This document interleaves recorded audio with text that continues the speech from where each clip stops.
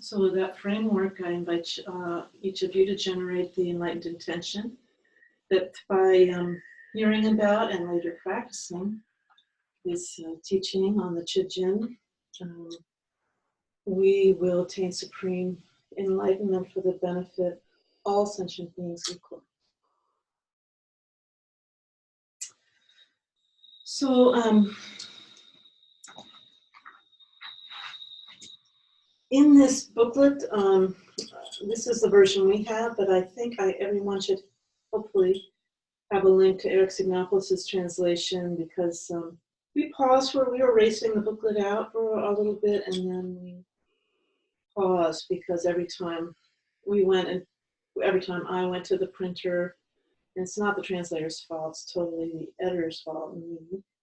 I would, you print out a sample and you see more errors, and I wanted an error-free text as much as possible. So we paused, and that means that you guys didn't get your text in time. All the texts everybody ordered are going into the mail. So, but Eric Signopoulos has a translation on the internet, and there's been previous translations, I'm sure, through probably every Dudjom Sangha has some translation of the short water offering. Chu means water, and Jyin means giving or charity. And this I learned from Todd, who's here tonight, who translated this text. He made me really pay attention that there's an honorific, cho. Oh, that darn thing, cho.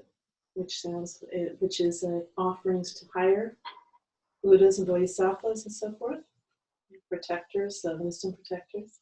And then there's Jyin, 2 Tibetan words. Jyin means offering to the 6 classes of sentient beings. It's a regular, non-honorific. So to really translate this properly, you'd have to call it something like water giving, or water charity, or water, I don't know, benefit, I don't know.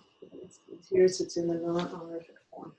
But Lama Pema Dorje Rinpoche always referred to this practice as the tutor, Water Torma. And that got me so curious the first time I heard it, because I thought, how can you make a torma out of water? And I was picturing people having molds and then putting water in the mold and then dumping it out and calling it a torma. Probably someone does that, but that isn't what this is about. So we'll go through it together. The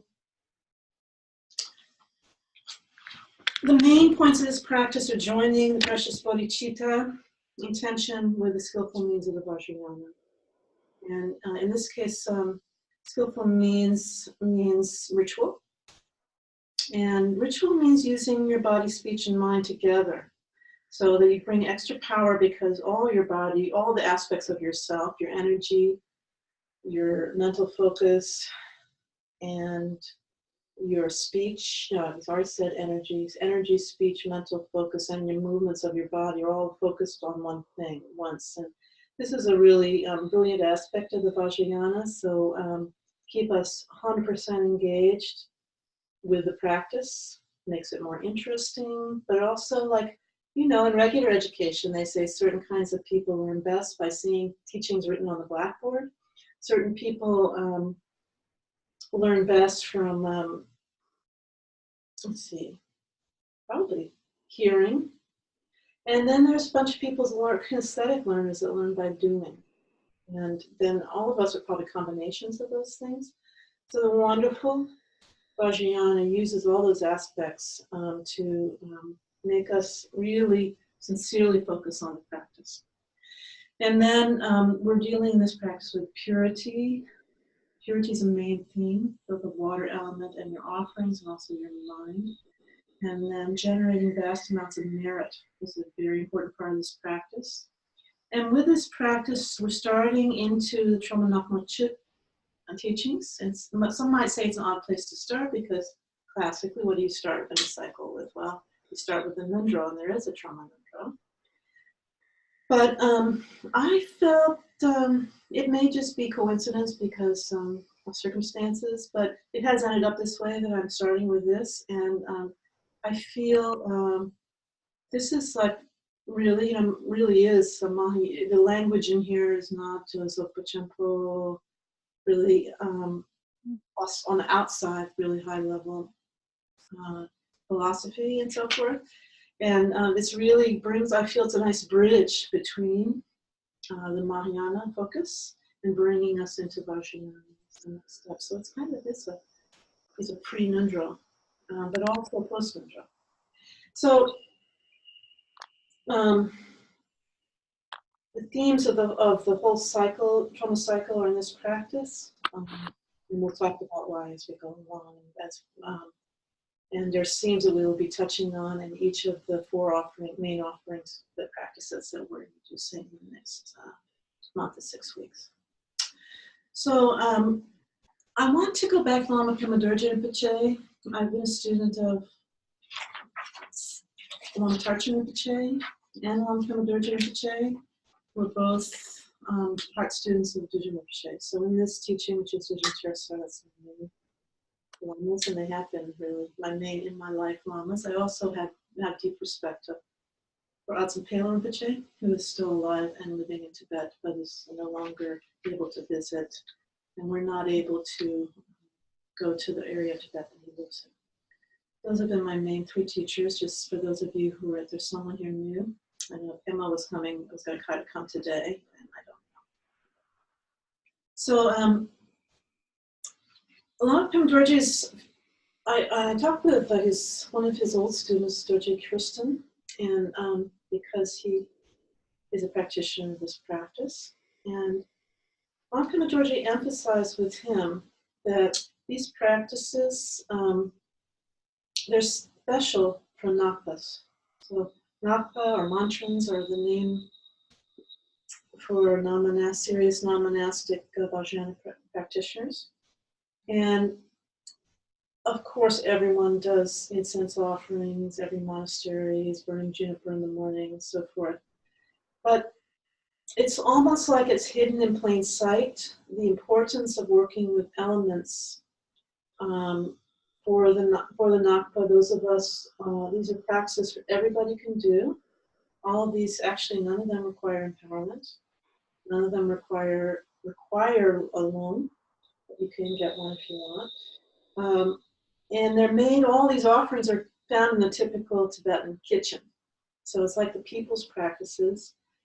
And he felt that certain practices, we'll go through them in a moment, are the equivalent for us of being a big Rinpoche and being able to do vast activities like building stupas, building temples, this huge amounts of merit that are created through these enormous generous acts. The merit in these is equal to those. That's what he felt. And these are our practices as serious lay practitioners. So each one, the specific ones Dorje named with me were this one, which is about the water element, the water. And then the fire element, you're working with song or the incense puja or sur, the nourishing offering to everyone, but to the people of the bardo and the animals in the bardo, and then pretos or amigos. Then the air is prayer flags. Singing and consecrating prayer flags is a very important practice for us. And then we connect, and that's related to the air element. And then the earth element is making tsatsas. Tsatsas, clay sculptures that are made in molds and have relics or actually ashes of our loved ones, and they're consecrated and made holy, and they're put in water or in a high place. And this is earth-related practice, and also famous. What else would you think would be like connected with earth or solidity element? Well, there's the carving of mani stones, which we don't do a lot of here. In fact, I don't know anyone who's carved a mani stone, but because we don't know how. But that is a huge practice wherever you go in Himalayas. So it's these places where they have stacks and stacks and stacks of mani stones. The Om Mani Padme Hum and other mantras carved in stone. So these little practices accomplish a really big result. And Loppon Yudron brought his attention to a old saying in Tibet, which is in sort of Tibetan street language. These practices, they seem like child's play. They seem like games that a kid would be into. And yet, their benefit is as big as Mount Meru. Mount Meru is the center of the universe in the ancient way of thinking, infinitely huge. So that's always their metaphor for really, really vast. So we're using also there's a way that we're using capacity to kind of play, you could say, and imagine to also just have incredible generative. And they're not very hard. That's what Loppon Yudron would say. And, water, it costs very little. The cost for them was different than for us. They had to go to a river and gather up fresh, pure water, and we're just pulling it out of the tap or the water filter if we have it. And that we do pay for it, but it's very little. So anybody can afford to make a water offering. And so there's that. So it's an amazing technology. And the offering here in this practice is made to what is called the 4 guests. And again, this is touching into the whole trauma cycle, which is connected with Jyin, or severance practices, annihilating evil forces, as Dudjom Tersar defined Jyin. And it's got the same motif of 4 classes, and there's the upper guests, and the upper guests are in the top category, the Buddhas, I think the Bodhisattvas are in that category. And then the next level of guests that they're the guests invited out of respect. And then the next level of guests are the wisdom protectors. And then those are the higher guests, and the protector offering is made, they're invited because of their qualities to this feast that we're offering. And then the lower guests are the 6 classes of sentient beings. Everybody know the 6 classes? I know that most of you guys are very knowledgeable Dharma practitioners, but I'm not sure if everyone knows that, what do we go from? All beings to hungry ghosts, animals, humans, asuras, are warring gods, and then to the gods themselves, the form realm and the formless realm. And that's how, in the traditional way, that every conceivable ordinary sentient being can be categorized as one of the 6 classes of sentient beings. It's a way of enumerating them. And then there's a special 4th category here, which is this famous class of beings to whom we owe karmic debts. And it's such a rich topic. And so they're typically, something came together for me when I was studying Loppon Yudron's teachings on the subject. Before, I was thinking of these are just, could be anybody. We have karmic debts too. We did, for example, here we're dealing with some wealth issues in this practice. We've been stingy, we've stolen things, we've had misconduct in past lives, and somehow, in general, sentient beings, there's certain particular sentient beings that we ripped off or were stingy with, and now we're repaying them. But actually, Loppon Yudron made a connection to the 8 classes of demons, demonic forces. And I don't think, and we don't have time today to go through the 8 classes, but particularly these, we experience problems, obstacles, and related to the demonic beings. And that demons has such a rich meaning, multiple meanings of levels of meaning, what it means to encounter or make offerings to our own demons. We're like our own worst enemies, right? You could look at it on a prosaic level of, there's demons all around us, negative entities, and we're like this is the way you don't want to look at it, like we're the demon whisperers. We're in opposition to these forces, and we're over here, they're over there. We're making a real off. We're real, they're real. We're making a real offering to appease them. That's not even helpful. It's not even no tradition makes that helpful. And yet it's quite common in shamanic cultures, or actually con artists, to claim that you have a demon associated with your life. You'll see this in traditional societies. But if you make an offering to me, I'll do ceremonies and I'll drive that demon off. We don't want to do that, right? That's nothing to do with Buddhism. That's not our way. But then you can look at things in terms of relative and absolute truth. In terms of relative truth, we may encounter disembodied spirits. Usually demons, technically, in the world of demonology, belong to the hungry ghost realm, the pretas. They're just personified as these beings that can't take in any kind of nourishment, so they're perpetually hungry and thirsty. And they have a huge mouth, a huge big stomach that they need to fill, but the connection between those two is this little tiny thing, the shape of a straw, the size of a straw, that can't get any nourishment.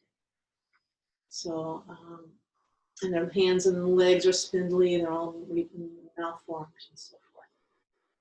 And then there's another way of looking at it, which is, as Mahayana practitioners, all phenomena are dreamlike, illusory, and as practitioners, higher level practitioners in our tradition, we're able to hold that view.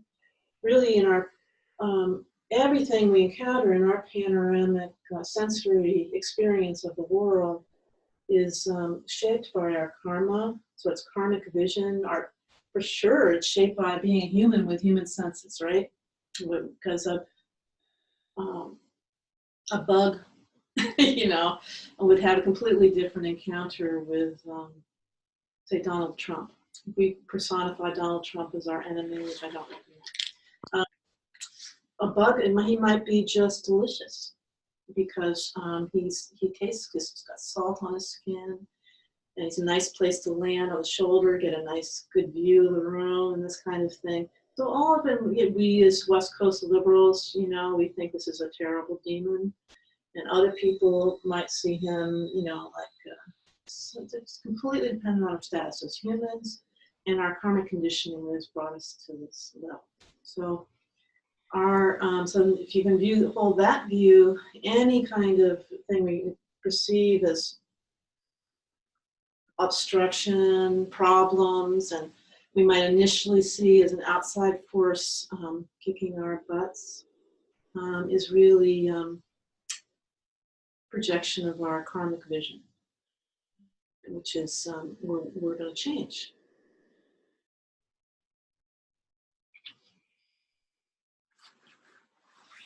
So how we do it is we offer very pure water poured over these little things. This is called cereal. Cereal? Toril, sorry. Torma pills, round. What you do is you make the recipe is use sampa. In your booklet, there's a link to Purple Mountain Sampa Company out in Preston, if you don't know them already. You can order some sampa. This is one way of doing it. There's 2 ways. Sampa, butter, honey, sugar, molasses. Those are the 3 sweets. And these 3 whites are yogurt, milk, and butter. And butter is, the national pastime of Tibet, along with sampa. So those are the 2 main things. And so basically everything delicious is in here, plus some mendrup, if you can possibly get any. This is really, really good.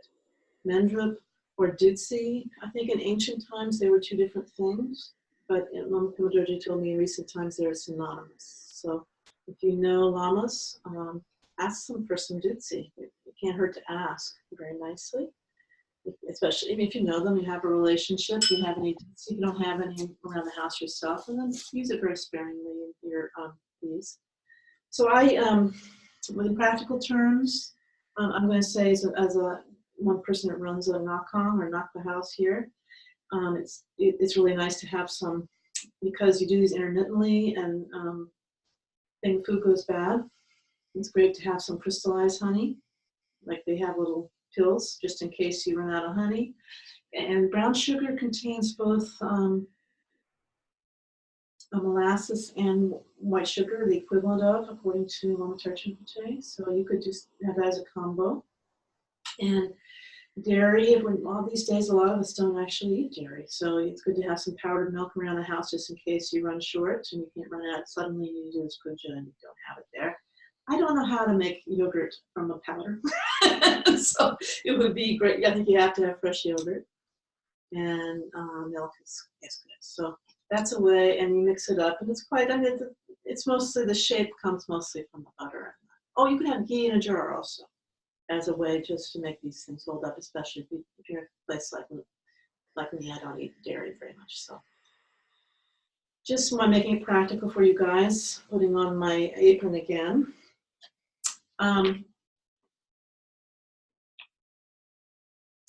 And the other way of doing it is using a puffed grain. Lama Tarchin Pache used popcorn, but there's lots of puffed grains. You could buy a bag of puffed rice or puffed cereal at the store. Lama Pema Dorji Pache, I saw him use some goldfish, the cracker. We did this ceremony at the origin of the Sacramento River, right, Tom? I remember seeing those goldfish going downstream. I thought it was really cute. So that is it's made from grains, right? Wheat, and just kind of puffed. So, and then you use a mixture of water and milk. And if you have that dudsi, in that case, instead of putting it into the dough, you're putting it into the liquid, and then letting trying to dissolve it. Lately I've been wanting to have the dudsi spread evenly throughout. This is kind of not asked for by anybody. But I think that we have one chicken watching today. You know how obsessed you can get with details. So I kind of been putting a little bit of water in a little cup and stirring up the dudsi and making more of a liquid out of it, and then putting it in the mix for my toril. I like to think every single ball has some. Just a very literal-minded way of looking at it. Not saying it's good or bad.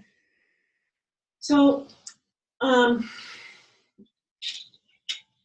water. Do you know there's 8 qualities of water? It really struck me. Lama Tarchin Pache went through the 8 qualities of water, and I think this goes back again to the water element. Some of these are about water specifically, but also about the element of the sort of qualities of the water element. Water is not an element in our world, but it's an element in the traditional world.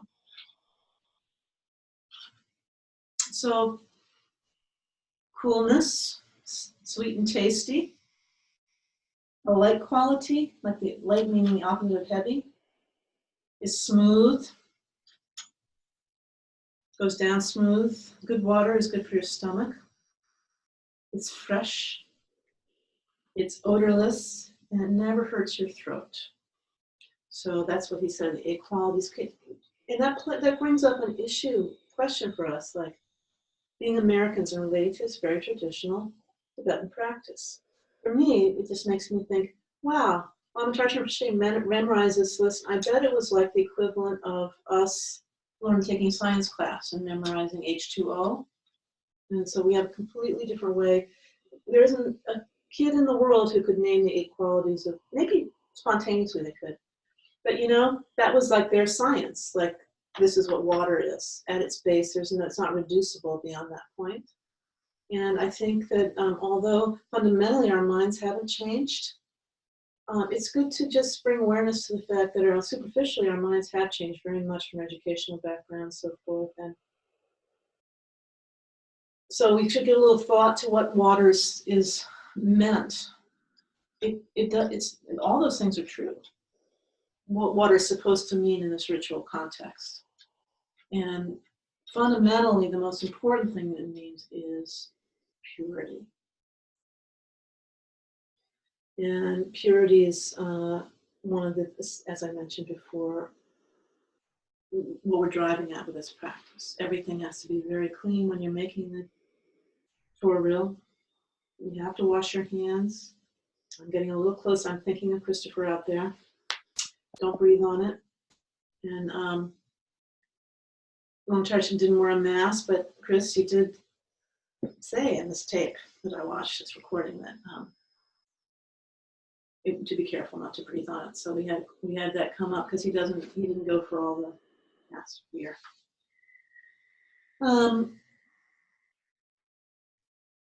So those are your ingredients.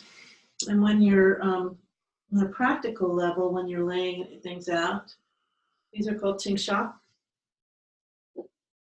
And this is called a crystal nala.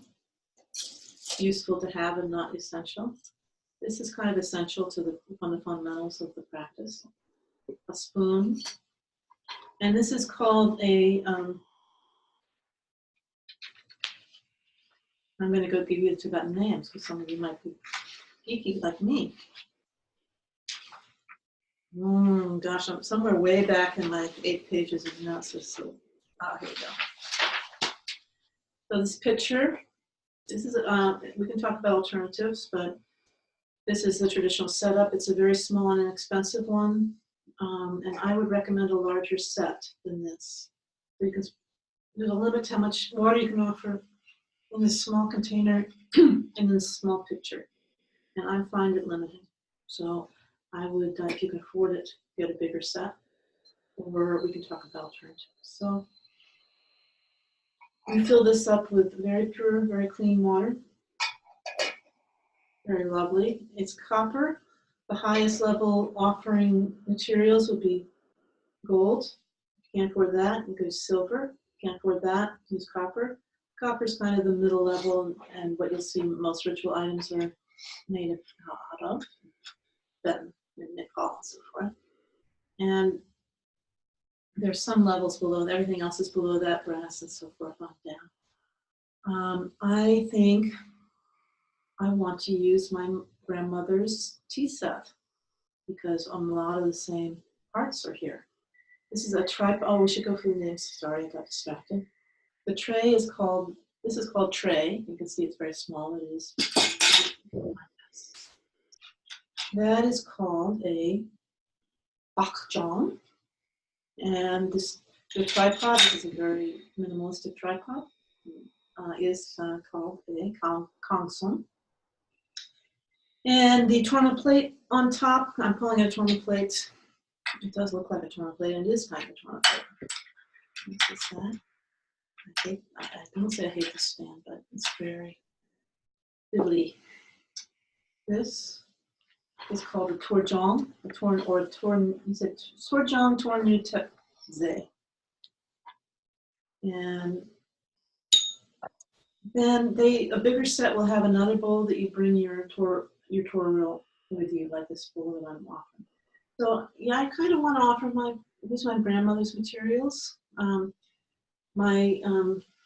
And so if you have anything, it is equivalent to having a really elegant setup. So I think the feeling tone equivalent is your grandmother has a set of china up on the top shelf that she brings out for special guests, and it's kept very clean and has no chips in it. And it was, it's a very special moment. So you're trying to create this sense of purity and a really nice offering, and not making poor quality offerings and so forth. Okay, I see our time's a waste. So I think I had barely 1 page through, but a lot of the themes will repeat. So the 4 guests is important. each time that we do an offering practice, we are offering to the purpose. So you're wondering about the wealth deity aspect. Well, in this practice, we'll go through it quickly. The wealth deity is Water Torma. And Water Torma is in her Sambhogakaya, also all the peaceful Sambhogakaya ornaments. So she's called the wrathful mother, Torma, but I think she's peaceful in this visualization. It doesn't specifically say that, but based on her ornamentation, I would say so. And she's yellow or gold in color. So let's go through this practice.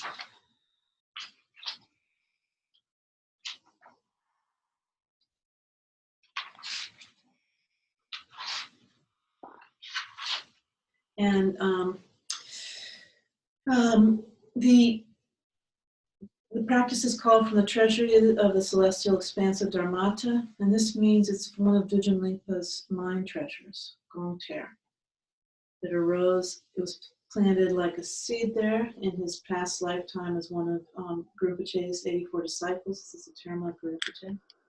And then 84? 24? I think he said 25. 25 disciples. And back to the Mahasiddhas. And then it reawoke, and it doesn't have the specific story here how this came forth into his wisdom mind, Rinpoche's wisdom mind.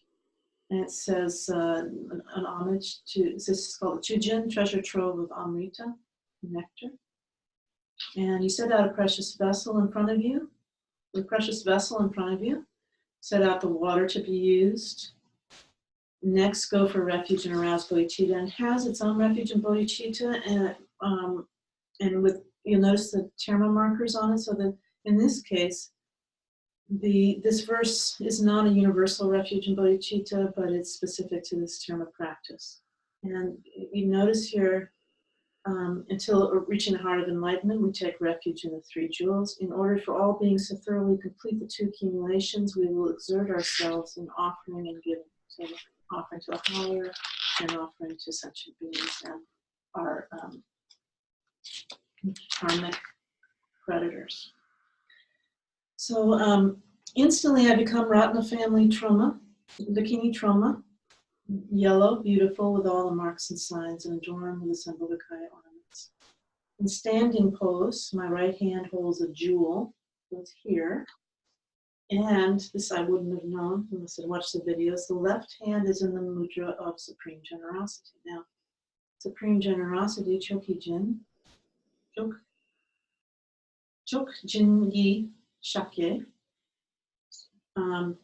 is usually like this, like white Torah, right down in the right hand.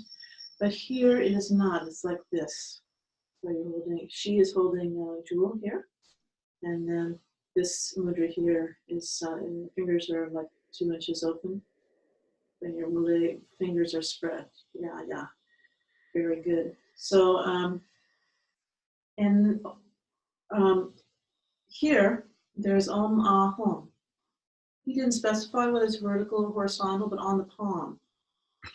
And undefiled wisdom nectar gushes forth, making an unending stream of offering clouds of glorious desirables to all the guests, the three jewels to be venerated and protected. These 6 classes of beings out of compassion, and the obstructing spirits to those we owe chronic threats. I listened really carefully again and became, it was hard to hear, but it looks like the water's gushing forth from Torma's hand, his left hand. He kind of swallowed his words there, so it was a little hard to follow.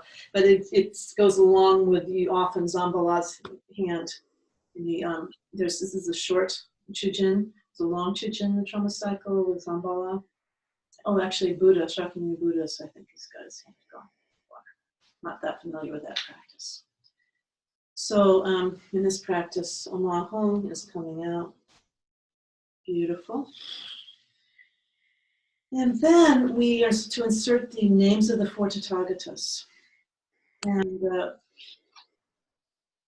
I bow to Tathagata many precious jewels. I bow to Tathagata most excellent form. I bow to Tathagata most all-pervasive body. I bow to Tathagata entirely free from all fears. So I want to go through.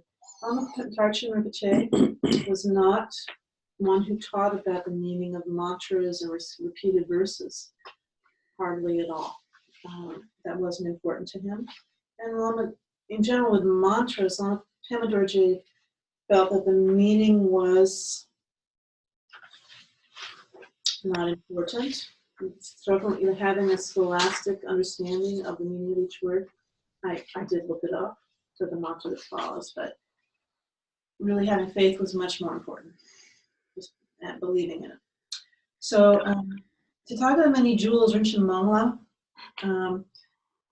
by hearing his name, Tathagata means Buddha, and spirits and other sentient beings are released from their disturbing thoughts, such as miserliness, as well as their negative karma and its results, such as poverty, and they enjoy with satisfaction whatever they desire. So this is important.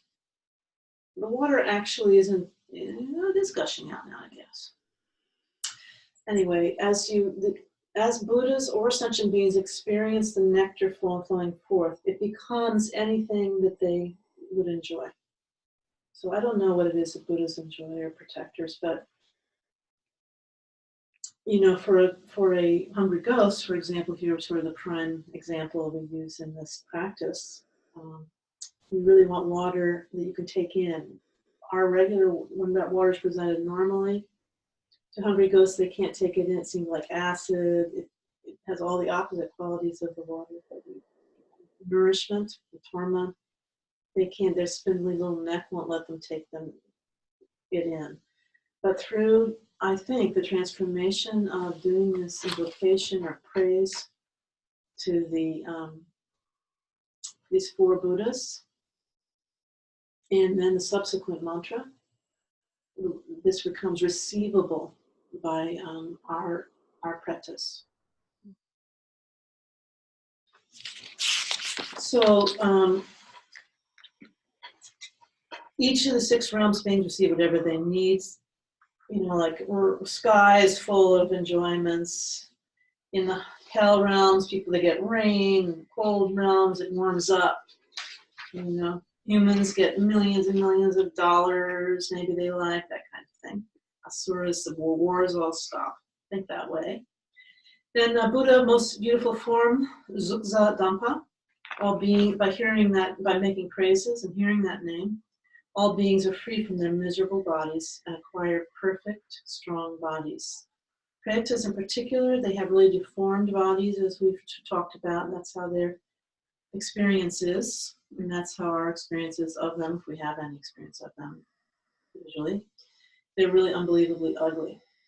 And through this hearing the name of Buddha, holy, beautiful form, they receive perfect bodies. Their bodies become perfect. So they receive the offering and their bodies become perfect, let's say. And very gentle body, Kujam La. You can read here, follow along down the list. All beings are released from all physical illness, and they enjoy the supreme taste. This pacifies all the suffering of body and mind. All defilements are purified. Bodhicitta is generated in the hearts of all beings of the six realms. Then Yawa took Jikpa Tamche Dangja Wa, called here a little bit different. Tamche Dang, just Asian, Asian Shekpa, Tamche Dang. And all fears you release from, all the fear of being tormented by others, and you have really a lot of peace. So that is the kind of feeling we have when we recite this verse. And then, Namasawa Tathagata Avalokite Alma, coming back here, that was inserted. That's why I put those lines there. Because it's something that every Lama has memorized that we haven't memorized. And then Namasawa Tathagata Avalokite Om Sambara Sambara. And this is repeated multiple times while you're pouring the water. I'll show you.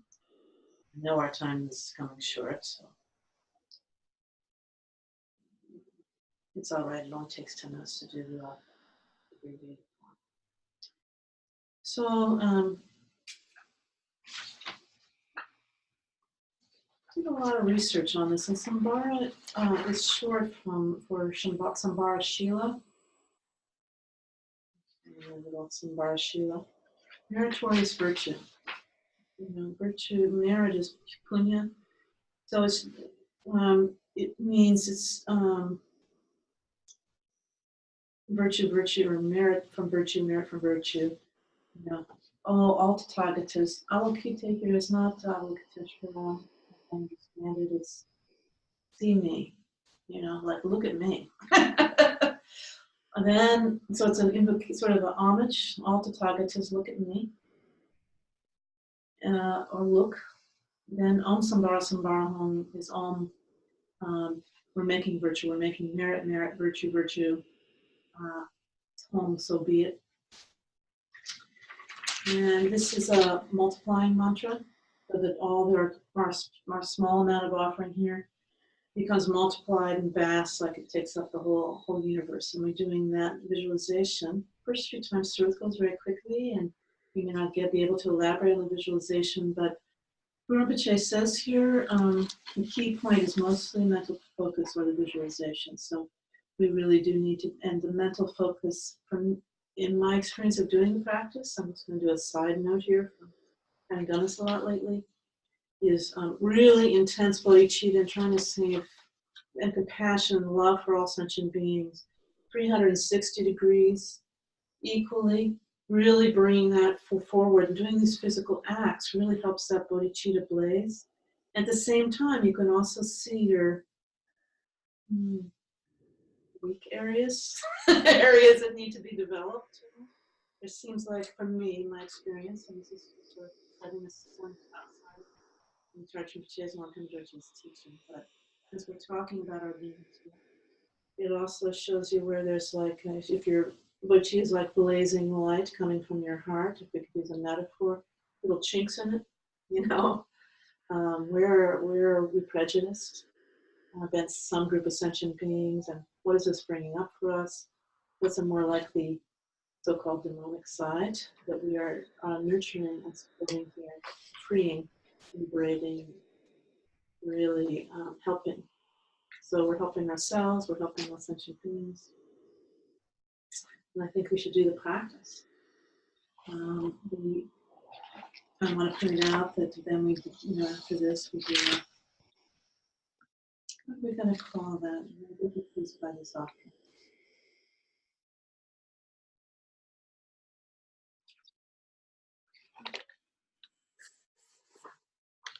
This is still Terma. This is in our Terma, right? I think so. This Terma. It's almost identical. So sometimes on the church inserted the dedication and aspiration prayers from the Riwa Sancha practice at the end. I think we didn't put markers to show that this is that. So I think this is actually inside this Terma. And so all the aspirations we have, we'll say, here we do. And then dissolution stage, by all offering, giving, and the actual objects return to Dharmata, free of elaboration. Actually, elaborations and limitations here. And in the, yeah, we don't have a footnote there, so that's all. We didn't have much to say about that part. And then, then we go to the next page, on page 6 of this text. Lamatar Rinpoche went to the final verses of the Real Sancha inserted here. You probably recognize them if you're going to Real Sancha. I think Garb Rinpoche, I don't know in this practice, but he's got all sorts of booklets out for his people in the Chit tradition, and it has, he tends to go to the ending of the Chit practices. You know, like the Namo Chonam, the teaching of offering the Dharma. there at the end, and then you recite the Mani mantra. Because there wasn't any ending dedication specified by Dudjom or Rinpoche here. We can do that. So I'm sorry I didn't get time for questions and answers.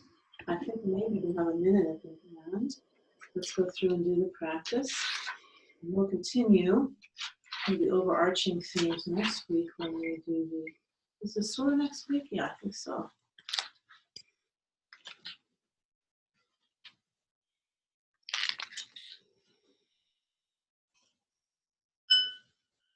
I think the spoon, you know, I'm a hand person who would typically pick things up with my hand.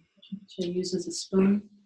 He does any of these offerings. I think that adds a little purity and specialness value to inspire our minds. Some great generosity, great bodhicitta.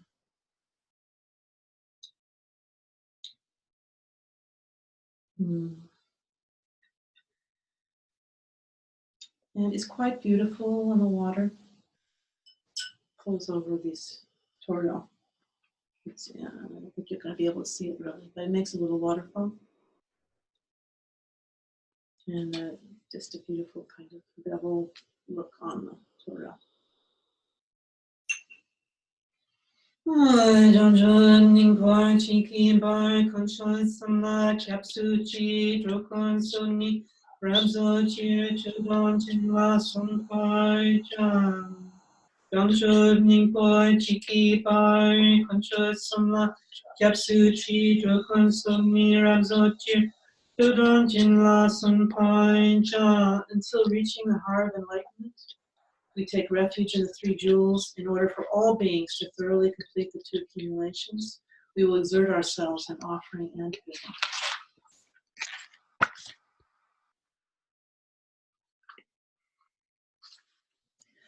Now, we'll do this in Tibetan and then English. You'll see the spacing here is done so it's easier to say.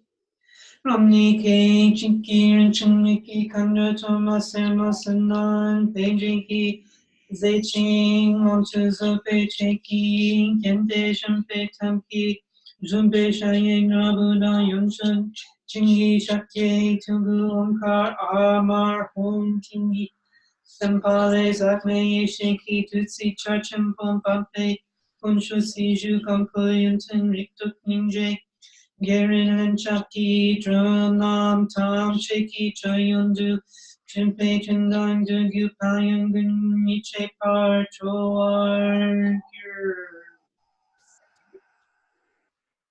Instantly, I become the Ratna family bikini Troma, yellow, beautiful, with all the marks and signs and adornment of the Sambhogakaya. In standing pose, my right hand holds a jewel, and my left hand is in the mudra of supreme generosity. The palm marked with a white Om, a red Ah, and a blue Hum. Undefiled wisdom nectar gushes forth, making an unending stream of offering clouds of glorious desirables to all the guests. The three jewels to be venerated, the protectors for their qualities, the six classes of beings out of compassion, and the obstructing spirits, those we owe karmic debts.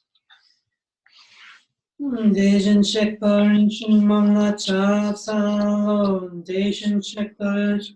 Lukshe Dampala Chak Salo, Dejin Shekpa Kujam Lela Chak Salo, Dejin Shekpa Jikpa Tamche Dong Yonsu Drawela Chak Salo.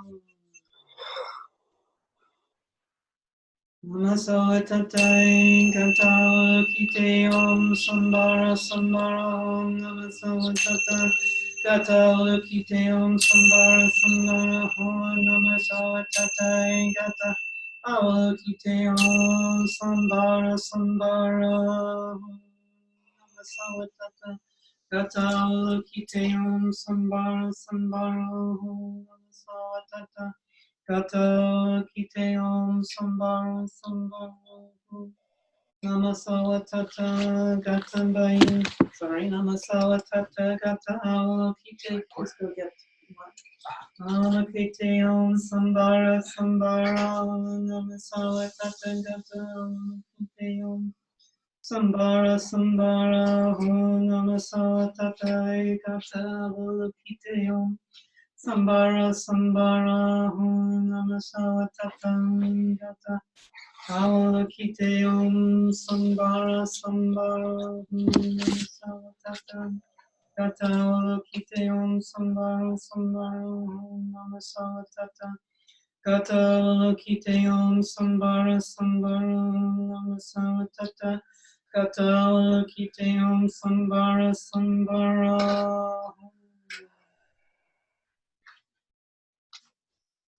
We go back to Rangi Ke Chiki Rinchin Miki Kando Toma Sema Sendom Pejeki Zeishin Monchozope Chengi Cheki Gente Chempe Tempi Jempe Shai Daru Yam Chingi Chingi Chake Tildo Omkar Amar Hun Tingi Sempale Sabna Shingi Dusi Chachembo Babe Conscious Ju Kompo Yenteng Nikto Ninje Yerin Chucky, Drum Tom, Chicky, Choyum, Do, Chimpe, Chindam, Do, Dayangan, Ni, Chip, Patrol, Warrior. Dejan Chimba, Chimana Chatalo, Dejan Chipa, Zuzedam Pala Chatalo, Dejan Chipa, Kujam Lela Chatalo, Dejan Chipa, Chikpa Tamche Dam. Yang Sudroe La Chasalo Namaso Tatai Kitayom Sambara Sambara Namaso Tatai Kitayom Sambara Sambara Namaso Tatai Gata Kitayom Sambara Sambara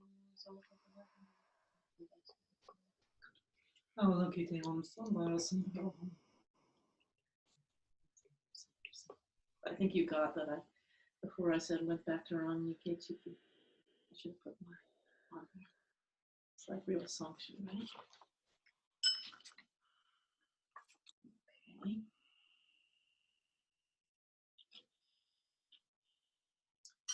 Namaso Tata Gato Kiteom Sambara Sambara Namaso Tata Gato Kiteom Sambara Sambara Namaso Tata Gato Kiteom Sambara Sambara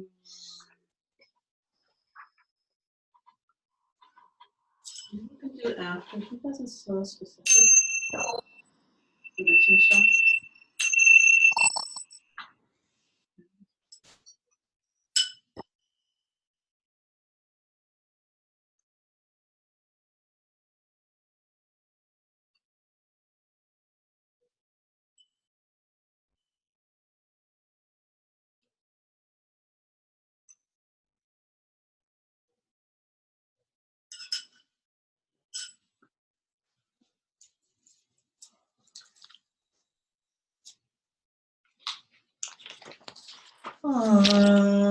Instantly, I become the Radha family, Dakini, trauma, yellow, beautiful, with all the marks and signs, and enjoyment, simple, compatible. So standing pose, my right hand holds a jewel, my left hand is in the mudra of supreme generosity.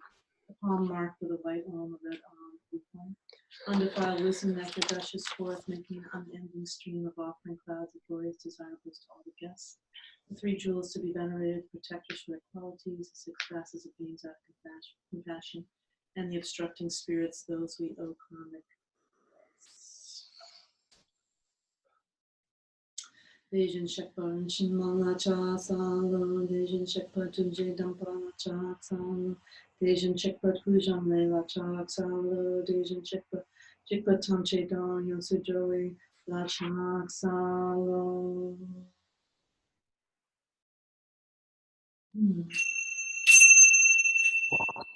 Namaso Tata Gato Kitayom Sambara Sambara Gata Kiteom Sambara Sambara Tata Gata Kiteom Sambara Sambara Namaso Tata Gata Kiteom Sambara Sambara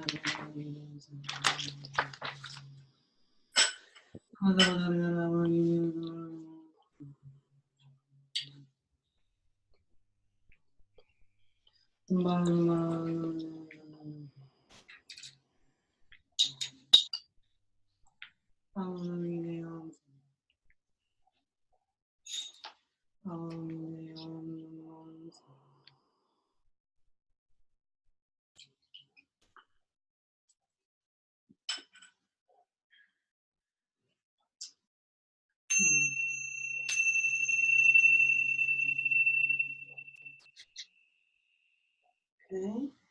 Jue jumping king yuanqi, dam chen dun dam kang yuanqi, dun dun pa sim yuanqi, ren cha sha kong dong yuanqi, sun li yang zi zong yuanqi, ne ba shan dang yuanqi, dam pa kli to yuanqi.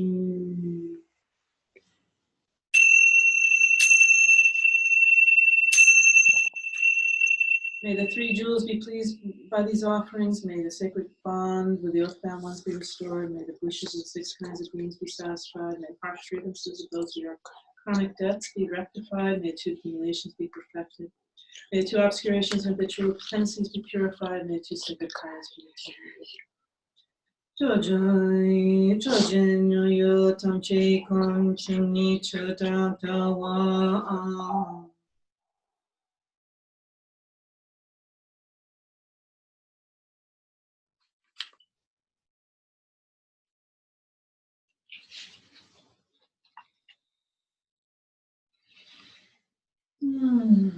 Chimbai Ngakchang Gatshal Tunjoy Tundu Ranjan Sangi Shunmungi Yawa Tam Namki Madrawek Kewa Sunam Jimbi Jungyunji Jumbo Dam Demi Lakyo Tam Sam Te Palam Kyokyan Kigu Namtan Taktu Chamje Shanshin Yingan Sendu Chua Chua Parsho Gewanti Kewa Konsanam Yeshe Sozonchi Sonam Yeshe Lejon Wei Tapa Kunito Parisho.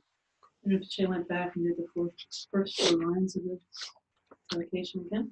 By the power of this generosity, this great generosity, may Buddhahood spontaneously arise for the benefit of beings. May all beings not liberated by former Buddhas be liberated by this generosity. Oh my goodness, just sitting there at the very end of the hour. Can't believe. So wonderful. And I just want to say briefly, I know you may have dinner you need to get to, and so forth, that these, this is then a sacred substance. And this is the association, it's a little confusing when you're first getting used to it. This is the association with streams and rivers. Like we use the air element to spread the blessings of mantras on prayer flags throughout all space.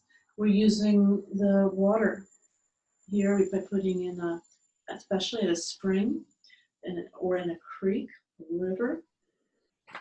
And another thing that's done with this, and that's recommended, that's the best way, according to Dudjom Tersar. Another thing that was highly valued for was putting on fields for an agriculture. This was considered very valuable material. That would, and particularly diseases of plants, it would reverse the diseases of plants. So you put it on fields. So I've been doing some of each in my yard where I have plants that are having trouble. I put some, and mainly in the creek behind my house. And it's an interesting question for most of us who don't have creeks behind our house. The one llama in the Bay Area who couldn't put soak outside because of rats, really rat thought, well, all the water in our sink eventually goes to the ocean, a river or an ocean. So if you need to, and I think maybe you're gonna have we don't have a garbage disposal, but not think of it as garbage. Think of it, you're putting this to bless all the beings in the body of water this goes to. I think it's possible you could do it that way. It's a good question for your own mama. But this is something I'm going to do, is go around to the springs, because we have a lot of creeks and rivers around here. The blessing for all the beings in the stream and in the ocean and so forth. So if anyone wants to stay behind, I'm sorry for running over, but I can have Tim will turn up the volume and we can do questions now if you have any.